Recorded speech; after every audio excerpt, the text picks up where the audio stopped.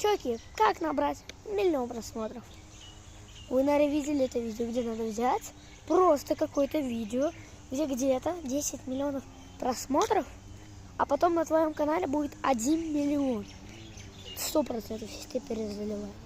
Но какой-то парень перезаливал какое-то там популярное видео, а у него... А что у него? А у него там было всего-то 10-100 тысяч просмотров. Поэтому не надо никакие зеленые фоны брать. Пацаны, запомните, лучше сделайте свой труд. Зачем брать какие-то зеленые фоны?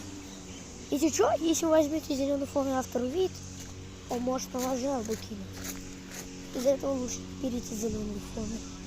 И тем более много просмотров вы не наберете. Всем пока.